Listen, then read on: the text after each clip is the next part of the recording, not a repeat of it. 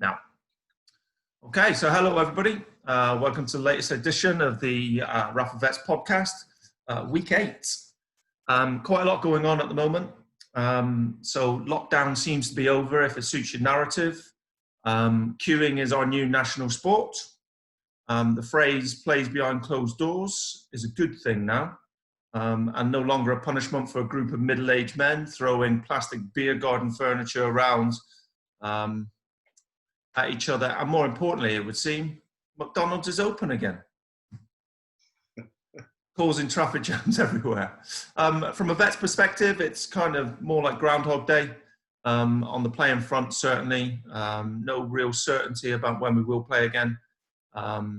But there is a lot of work going on behind the scenes. So joining me tonight on this episode, two people who do a lot of work behind the scenes. I've got Dave Arscott. Dave, you're familiar to this platform, and Sully O'Sullivan. Gents, how are we doing? Really well. Well, thank you. Very good. Sully, do you want to get rid of all that rubbish behind you? I don't know whether you're having a declutter. Yeah. For those that don't know, I'm a season ticket holder at Gloucester Rugby, so I thought I'd chuck that in. So in the background there's a rugby shirt with the poppies on it, and also I come from Cheltenham, so Cheltenham Town shirt. That's Chris Burns' shirt, who played for Portsmouth. You might have played against him. I played against Burnsy. In fact, I saw Burnsy. Burnsy was touring Cirencester with Brockworth last time I saw him. Yeah, I live about 3 miles from Brockworth. He's a good lad, Burnsy. Dave, how you doing? Very, very good. Back to work this week, full time. So it's been a bit of a shock to the system, but can't always be stealing the Queen's dollar, can you? You've done it for long enough, so you might as well keep going. This is true. No champagne delivery tonight, I see. No, just taking it steady. Just a bit of Sauvignon Blanc. Cheers all. Lovely. Well, you have got a big week coming up, haven't you?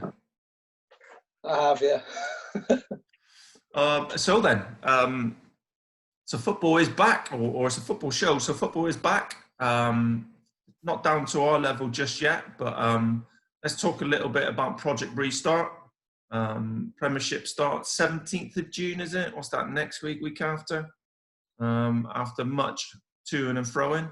So what's your take on the Pro starting again? Sully? Yeah, it's good.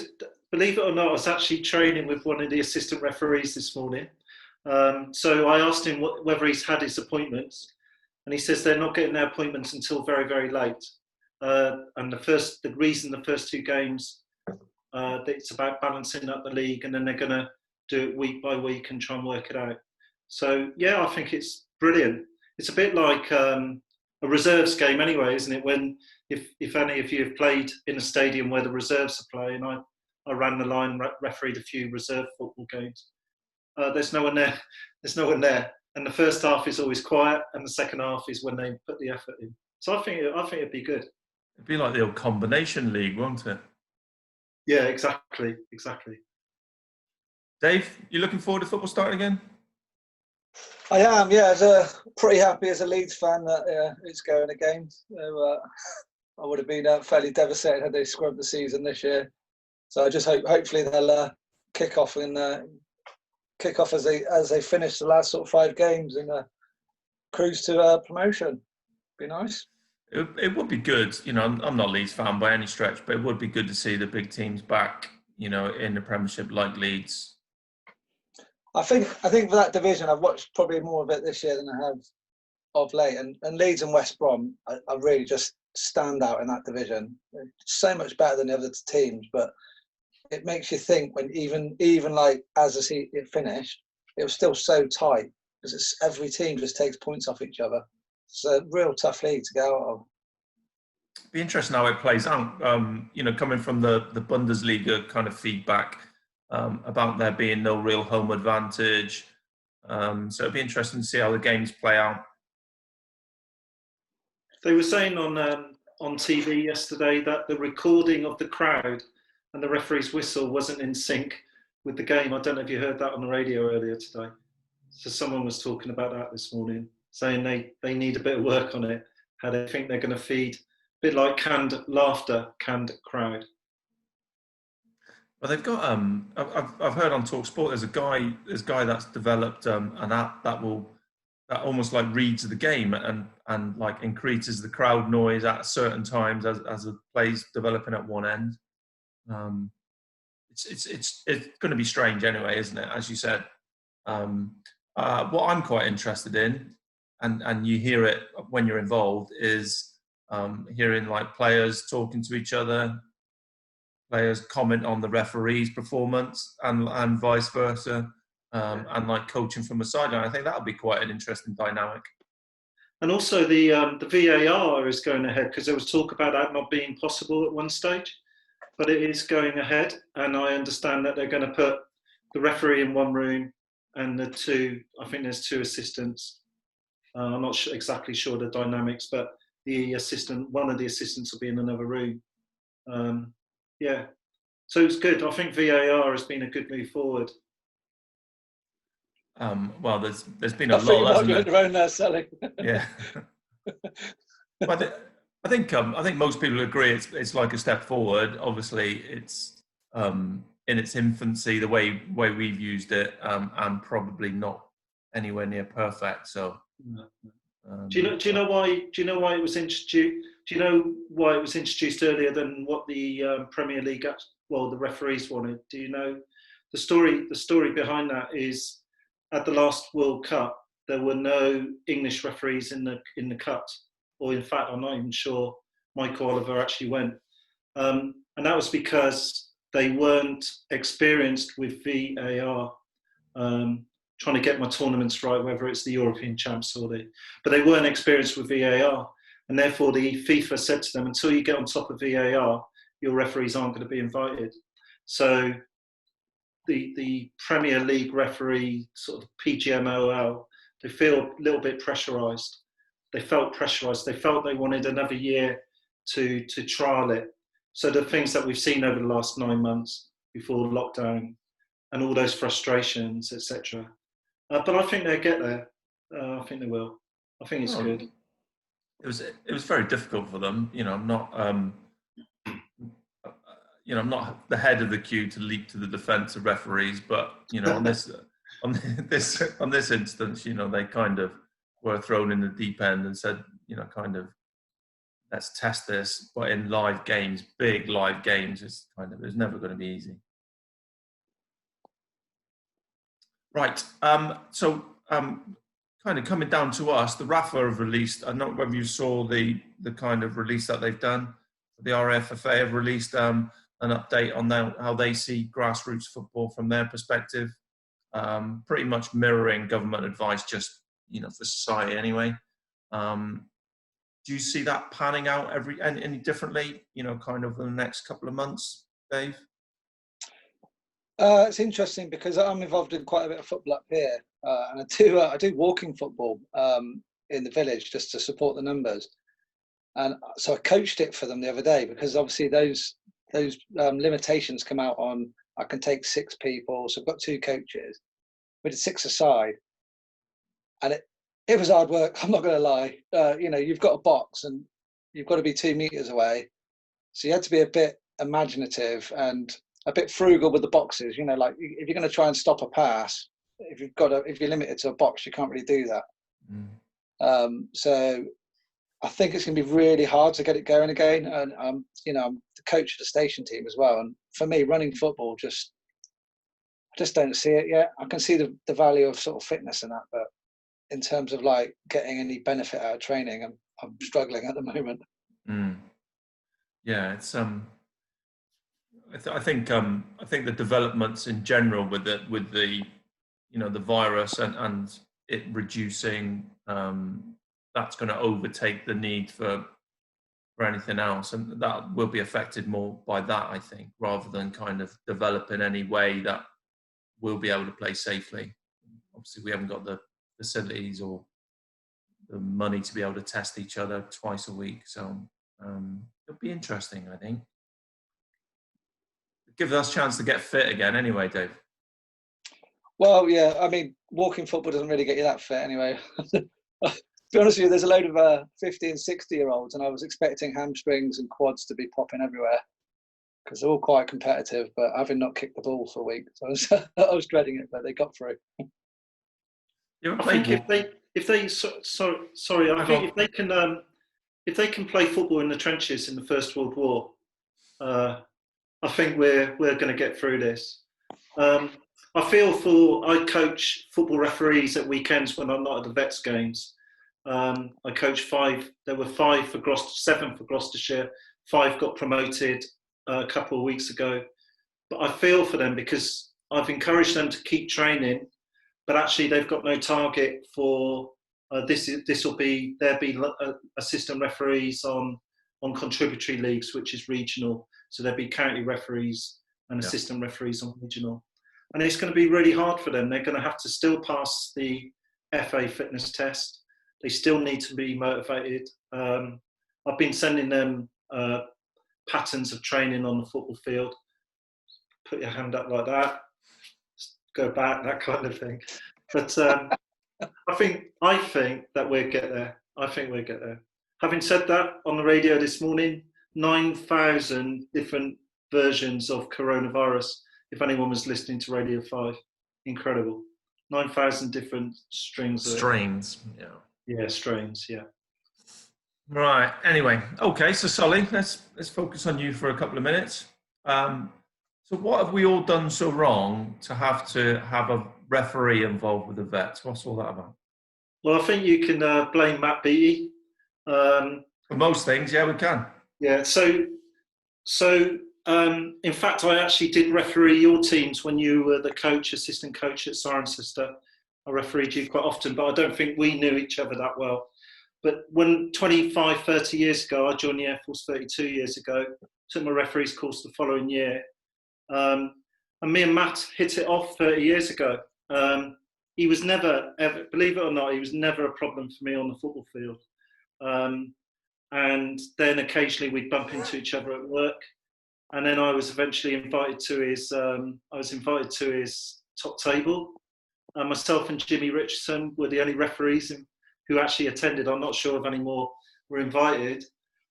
We both knew his service number, and we both turned up. And then Matt just said, "Do you want to come and help out a bit? We need someone sort of understanding what's expected of the referees." So I think we've got it into a really, really good place. It's been really great having Sarah Taylor helping me and Matt as well. Sarah now does match liaison, and I do referee liaison. And I actually think if we had our own ground, Royal Air Force Football Association, Veterans Football Club, if the Royal Air Force Football Association had their own ground, we actually are presenting ourselves at the standard that you and I are used to at contributory level, at Southern League, Isthmian League level. We really have a really good background staff. But it was Matt that invited me in. I refereed that infamous game where we got hammered by Wales when they came up on the bus with Disco Dave. I think our Vets lost 5-1. I think that was the score. Quite a tough game to referee. And then I was invited I sort of started organising referees for Matt. And then I got invited onto the committee, and I am really, really grateful. I really enjoyed the camaraderie and actually talking to people without them telling me to poke off. It's nice. Hey, there's one good thing. So what is your actual role within the Vets backroom staff, mate? Okay, so I'm treasurer. I like to call it finance officer because it's not just counting beans. So I'm finance officer and also match liaison. Referee liaison. Sarah's match liaison. So with the referees liaison, I contact the referees about 2 weeks before the game. I try and get referees for every game, which isn't easy.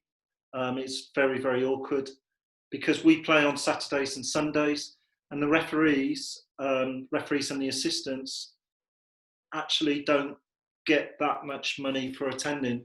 So they're actually giving up their family time on a Sunday, particularly because they're expecting to referee on a Saturday. And actually the Royal Air Force FA Referees Committee have just been brilliant with us. Stu Wood, the squadron leader, is in charge. Graham Bilby, Suggsy, they've all been absolutely brilliant supporting us. And a big shout out to them. Thank you. Yeah, so that's my role. I count the beans and make sure the referees turn up. Finance officer sounds great to me. Dave, your second appearance on here. So we know from last. So we know from last time that you are keen to get going again, football-wise. So what have you been doing to keep yourself fit? A lot of running. I set myself a New Year's resolution to do. I started with 10 press-ups, 10 sit-ups a day, and then each week that the year's gone on, I've increased it by 1. So up at 32 from tomorrow. Just gets me moving in the morning. And I followed Runa's through. Runa's did a 100k challenge last month. I think he ended up doing 200k cycling and running. I just stuck to the running, but it's harder than it looks. I thought at the start of the month, I was like, I'll smash that. And then I was out for two 10-milers on the last 2 days of the month. To get squeezed a bit. Because I refused to not be able to do it. My Runes had told me, I didn't want to be the worst trainer. I didn't want Zenks giving me that brush. Surely you could not take that title away from Rooney. Let's cut him deep. So what was that running challenge for? Was it just one that Rooney set up, or?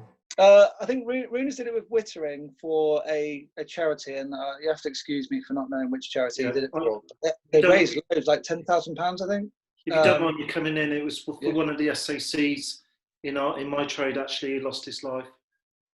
Okay. Unfortunately, really sad. So Runa's knew him from football at Wittering, I believe. So Runa set the challenge and just got out doing it. But it's worse places to go out running than, you're feeling a bit sad and you just look to your left and there's a beautiful coastline in Northumberland. Kind of keeps you going. It's a decent place to go running. So you kind of, most of the time, you're just running on the spot into a force 10 gale in Northumberland, aren't you? Yeah, pretty much, yeah. Effective. So you've probably done more than, effectively more than 100k. Yeah. Eventually it will be downwind, Dave. Eventually it will be. Yeah, that's it. Every time I go running, I live at the top of a hill, and there's no way, like it's almost at the brow of a hill. No matter which way you go, you've always got to come back up. It's about 600 feet climb back up the hill. It's like, I need to move. Right. Is that why your wig blew off? It is. The COVID cut. COVID cut. We'll be all right when it floods. Yeah. We'll be okay on top of the hill, yeah. So, Sully, referee. How many years have you been refereeing? You said earlier, 32, is it? Yeah, so I took my course. When I just got my SAC about 31 years ago, so 1989. I did play station first team at Odeon when I first joined up, and I used to be a regular player before I joined up. But I always fancied refereeing, and I knew that I was never going to make any money playing football. So 1989 at Odeon, took my course at Lynham. That was quite a heavy weekend, as you might imagine. Does that answer the question, or do you want me to expand? No, that's good. I'm interested. What position did you used to play when you did play? Yeah, right back. You're right then. That's a position that nobody chooses on their own free volition. I was all right. We had in those days you had quite a strong London league. Because I joined up at 25 and I had very limited education. I said to my sergeant, as an SAC obviously, I said to my sergeant, "Can I have time off for education?" And he agreed for me to go to Farnborough College on a Thursday, and I did a HNC in business studies on a Thursday day release, and then I was trying to get off on a Wednesday afternoon. Me and Lorraine was she's my wife now, but she was my fiance at the time. So I used to try and get off to London on a Friday afternoon. not come back until Monday afternoon. And actually, my sergeant stopped me. He was a good guy, and I was still in touch with him, but he got fed up with me trying to play football. So I just decided, I was just messing the team about not turning up every Wednesday. So I just took the course, and it's been amazing. If anyone wants to referee, I highly recommend it. I would say I've been across quite a lot. I'm going to have to mute you. Sorry. It really is good. It's a bit of an advert for refereeing. Honest to God, I was just got my SAC. It helped me loads. When I was a Southern League, Isthmian League referee, I was still a corporal, and actually my sergeant was a Swindon Town. I used to run the line on the Football League reserves, and his Chubby Brown was a Swindon Town supporter, and he used to say, "Yeah, you can have Wednesday afternoon off as long as Swindon win." Oh yeah. I was only on the line. I can't influence it too much. You was in work a lot then. So I'm sure that you, you already said that you knew Matt Beattie's service number off by heart. And I'm sure you know a lot of the names that have been you've taken them. They're in one of your books somewhere in there. So let's see a little bit about who sticks in your mind. So not necessarily just RAF football, or maybe both, RAF football, Civvy. So what I'm really pleased is I bumped into Daz Bray a couple of times. He's sort of dabbled with the veterans, and I noticed that he's paid his membership for next season. Me and Daz got on really, really well. I thought Daz was a really good footballer. Matty, I always found, because I was very lucky, because in those days I was very fit, so the RAF referees committee used to appoint me to the RAF a lot. I did referee combined services, and then I got promoted through the civilian leagues. So I used to bump into, I thought the best player I've ever refereed, service player, and Plucky knows this, was Alan Pluckrose. I refereed him a lot in the service. I don't think I refereed him too much at Aylesbury, a couple of times I think. And Gary Watton, I refereed Gary a lot when he's in the Oh my God. Yeah. How are your ears? Well, there is a funny story, and we've only got 45 minutes in here, so I'll tell you that story over that pint that we never have. So he must be high up on your talker, because he, in his high pitched, squeaky, made up Cockney voice, he did like to talk. He was loud, and Gary, hopefully you get Gary on here one day. Gary was louder in service football than he was in civilian football. So I might referee him on a Wednesday at Bryce Norton against Thames Valley Police maybe. And then I'd referee him on the Saturday at Boreham Wood. And he was the captain at Boreham Wood. And I'd also referee him or run the line for him at combined services games. Other people, Trigger was too loud. Scott Taylor is really difficult to referee, and Scott and me have spoken about this. Scott is absolutely fantastic gentleman when he's not wearing a football shirt. He's very difficult to referee. I noticed that last year when I was observing the referees. So does he come into your annoying bracket? Just passionate, and I know he'll be watching this later. Massive respect for him, very talented footballer, but difficult to referee, and still is, I think. Well, we're good linesmen now, though, aren't we? Me and Scotty, probably the best linesmen you've seen this year. Yeah, and actually, you're actually on the accounts. I don't know if you've noticed that. Have a good look at the accounts. The two assistants to one of the lads, where you both donated your match fee, which I thought was great. So thank you for the charity. Who's the dirtiest player you ever come across? In the service or in civilian life? Both. Okay, so in civilian life, it's that chap called Nickel. He used to play for Uxbridge and Northwood. He used to play for Chelsea. Me and Matt were talking about him the other day. I can't remember his first name. I was telling Matt a story where he was so difficult. This guy was so difficult to referee. And I think he had a massive chip on his shoulder about not making it to the Premier League or whatever. And he ended up playing at both Uxbridge and Northwood in the Isthmian League. And he's very talented, obviously, and he had a free kick. Well, he thought he had a free kick on the edge of the box. and he feigned injury. So 4th minute of the game, I said to him, right, you're injured, you've got to go off with these new rules. So he started shouting at me after 4 minutes, and I'm thinking, bloody hell. Anyway, I made him go off, and then of course the game stuck in his attacking end, and I wouldn't let him back on, so he just came back on, and I cautioned him after 5 minutes, and I was pretty pleased because he's such a difficult player to referee, and he was quiet for the rest of the game, and that's what I'd recommend to referees: give the difficult ones yellows early on. Who's the dirtiest player in the service then? Dirtiest? I don't Come really. on, Sully. I don't. Dish the dirt. Come on. I think the best way to answer this is to say some players think they're better than they actually are. So they just think they pat us on the head sometimes, and they're not actually that good. So when they think they're dirty or sneaky, they're not really. I know the answer to this. You've already said his name. Who's always followed you around on the pitch with Tourette's? That's either Trigger or Scott, I think. Yes. who's always been the first name in the book. So you see the team sheets come in, you know who's going to be the first name in the book.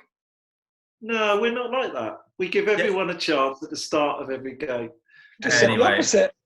I'm back in the room. Go on then. If you're not going to dish a dirt on that, who's the Mr. Nice guy? Who's like? I really liked that. Dasbury will tell you that we just always seem to hit it off. Me and Matty hit it off. Just some really, really good gentlemen out there. Mr. Nice Guy now, I think, is Zenks. I just think he's a real talent, and I'm mad. Well, I'm not sure I've actually refereed Zenks, because I always bring my kit and get excited if the referee breaks a toenail or something. I go, come on, let me on. I think generally Royal Air Force players, particularly on representative games, tend to be really good. Danny Bartley is really difficult to referee on a station football, and I notice he's got the development job. Danny will tell you that he's not the easiest to referee at the moment. But it's one of the reasons why I've stepped back, actually. I kind of found that the heavier you get and the slower you get, the more abuse you get. So, out to that. Yeah.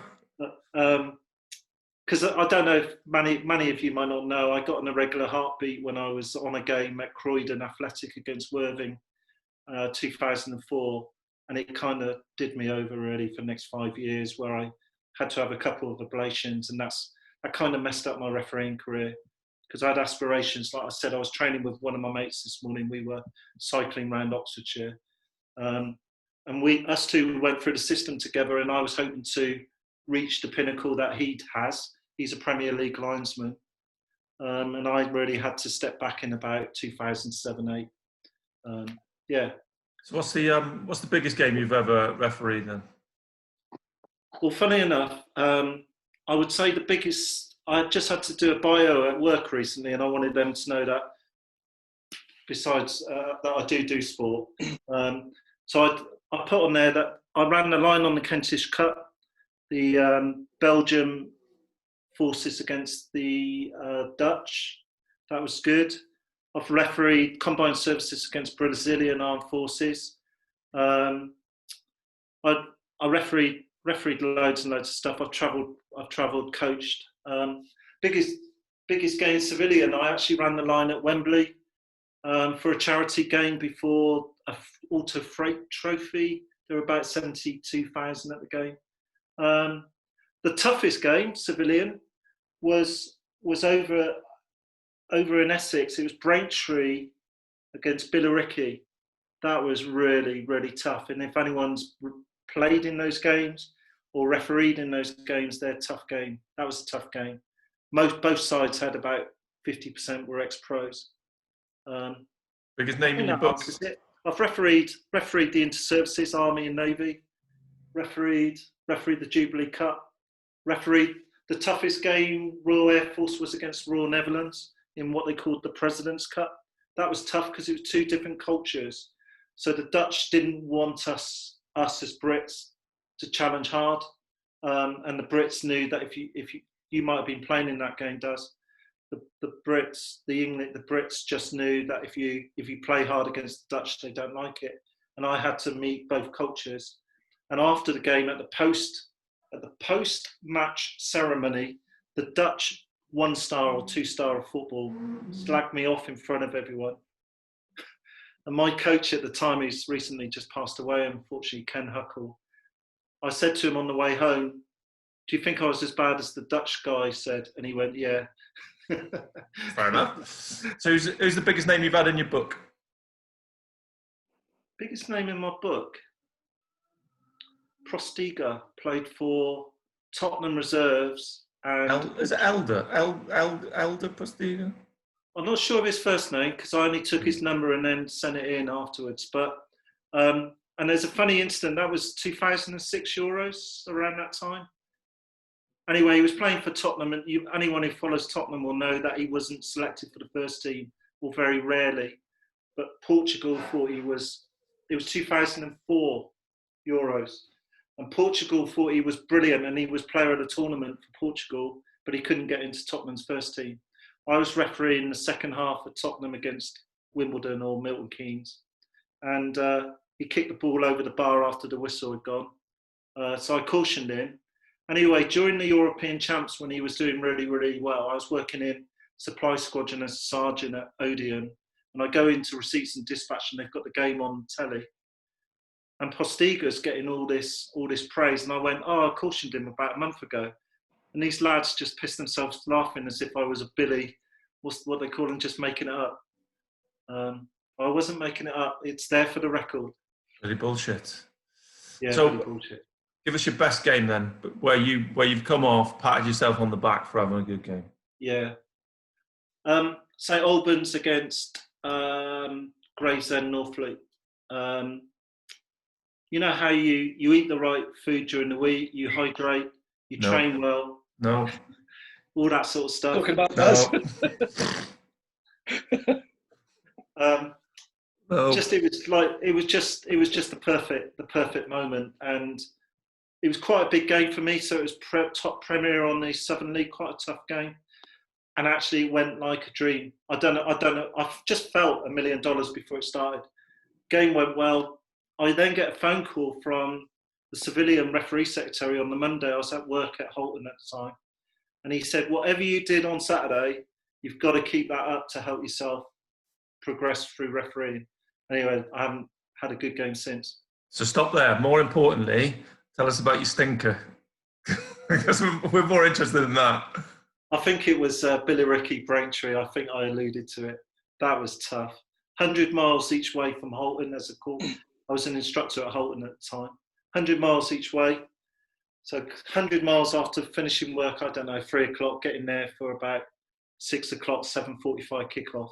I really didn't understand the local rivalry between the two sides. I didn't understand it, hadn't done my homework, and it just went wrong from about the first minute for the whole night. It was horrible. Then 100 miles back, it was horrible. I didn't get a phone call from the referee sec on the Monday after that one. Plastic cockneys. It was always tough going around there. Plastic cockneys around there. I also used to referee local derbies on like Aylesbury against Chesham in the Isthmian League. That was tough on Boxing Day one year. Really, really tough. 2,000 or 3,000 at the game. That was tough. But I've had some great, enjoyable games. I used to think I was a better linesman than a referee, to be honest. Linesman's easy. I've done that. Have you ever got Dave Arscott's name in your book? No, I don't think me and Dave know each other. I think we're a different generation. We were just communicating about that the other day. Dave, I don't think I ever refereed you, maybe for the vets, but did I ever referee? Pretty sure you haven't reffed me, Sully. What's your disciplinary record like, Dave? Because you like to talk your way into the referee's attention, I've noticed. I'll be honest, Robo. I used to be horrendous. Well, I used to be horrendous when I first moved to Benson. I was horrific. I'd be in the book, and then I did the refs course.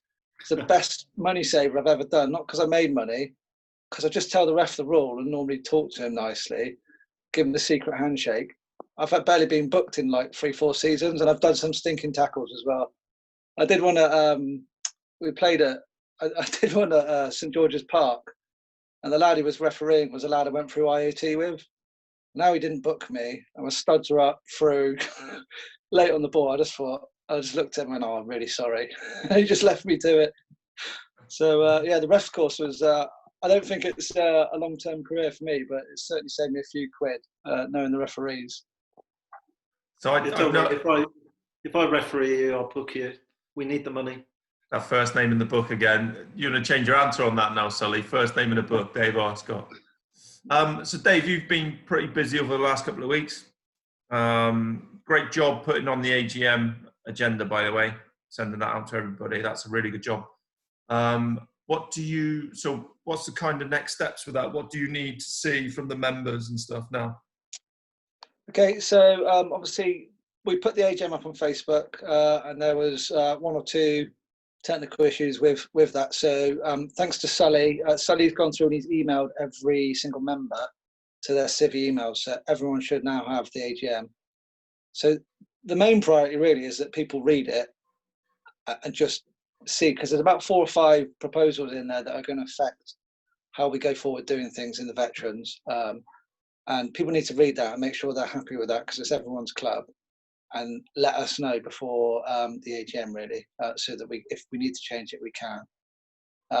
Then we're actually doing a virtual AGM on the 14th of June. It's going to be 1900 local on Zoom. I'm going to be quite busy flicking through 50 paces, making sure there's no hands up. But Matt's going to lead it as the RTM. But it'll follow the crux of the virtual AGM that's been sent out.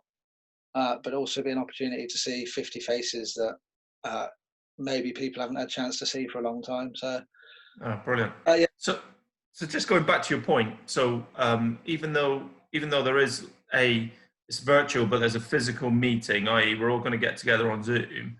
The week that's just passed and the week coming is for people to read the AGM, read all the proposals. And they can send in comments on that, can't they? So they can actually make comments and about how we try and shape things going forward. So it's not a case of not being able to attend next Sunday. The meeting is kind of written communication about what your input is. That's important, I think. Absolutely, and it's no different to any other AGM that you'd get. You'd still send the minutes and the information out. You just probably have it in a physical form. So people need to read it, because whilst we will answer questions on the actual AGM, it's only fair on like the committee members. If someone's got a burning question, and I'm sure it won't happen, but happen to be a stinker, the last thing you want is being asked that question for the first time and hijacked on the AGM. At least if we've had it, send it in to me. I'll get it out to the right person, and they'll come back with an appropriate answer. And I think that's only fair with the amount of work a lot of the committee members are doing, that we do that for them. Hopefully there won't be too much, because there's nothing too controversial in there. Most of the decisions have been made for the right reasons to get the club going in the right direction. So I'm hoping there should be too much protestation. I'm looking forward to the actual Zoom meeting and seeing these 50 or however many, so we can accommodate up to 100. I don't think we'll probably get there, but it'll be good fun to see as many people as possible. Like celebrity squares. Absolutely, yeah. We're the best part of 3 months away still from the vets playing any football. I know we've circulated kind of a proposal for our fixtures next year. So with Project Restart, I mean, we touched on this earlier, Project Restart happening now, obviously Scotland have, already programmed in for them to return to training. We know that we can train in small groups if that's applicable, but what do you think the chances are us starting again at the end of August? Sully? Yeah, I think my instinct is that it will be possible. I think if we try and adopt that possibles versus probables weekend, chance for people to get together, within the social distancing protocols. I really hope it's possible. What's really, really important about the Royal Air Force FA vets, not just winning the inter-services, but also the camaraderie is so important. Hence why I've applied for the club to become chartered status, and that's taken a suspension at the moment.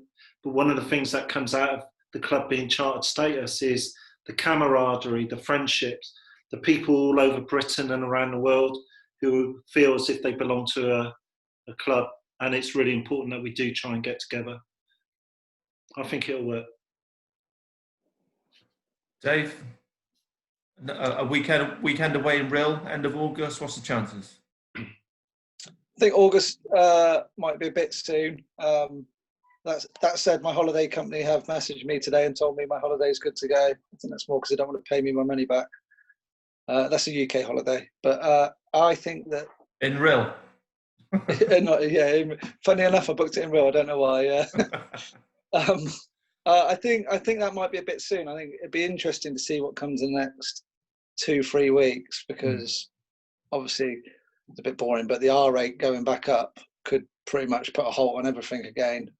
So very interesting to see how they go about that. But I could certainly see October time we could be getting football maybe. And that brings me on to my next point. So there's positive rumblings from Akrotiri that the Cyprus tournament potentially could go ahead, which is always a great week away. Dave, you've been a couple of times now, haven't you? Yeah, absolutely. I love Cyprus. It's the highlight of the season, along with the inter-services, obviously. But highlight of the season, absolutely brilliant opportunity to go away, be paid for being in the Air Force whilst you're playing football in Cyprus and having a few beers. Brilliant.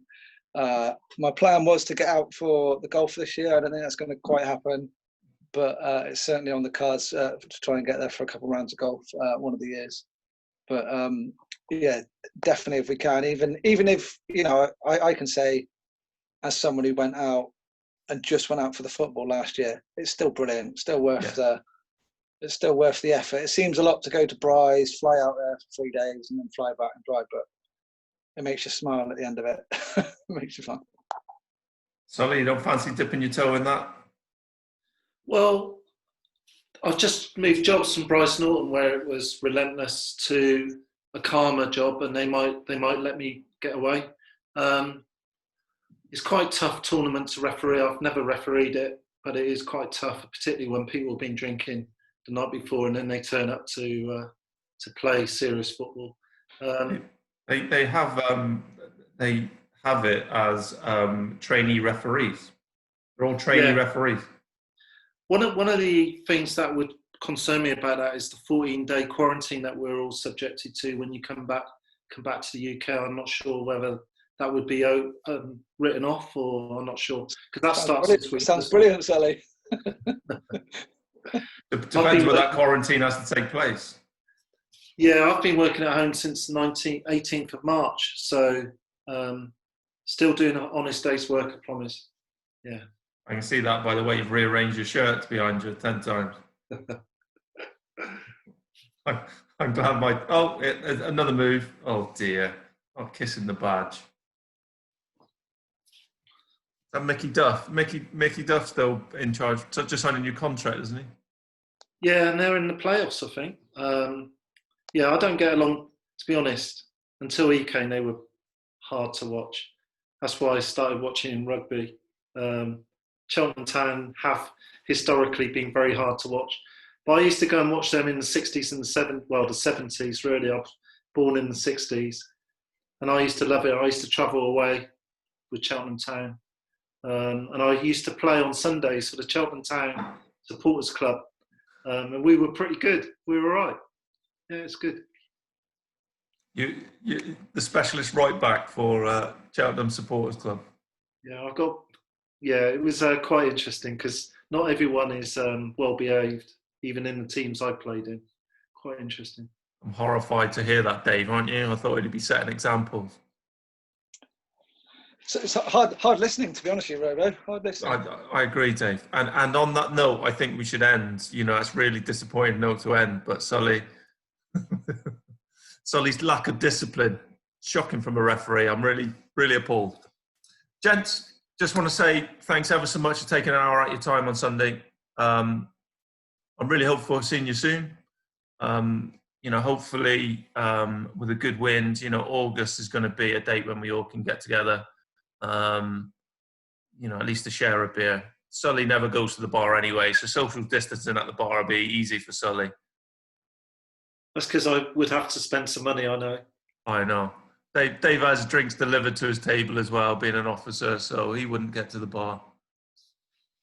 That's what Renas and Macca like to do that for me. I didn't even ask. Gents, brilliant stuff. Thanks ever so much again. Stay safe, and hopefully see you all soon. Thank you. Cheers. Bye.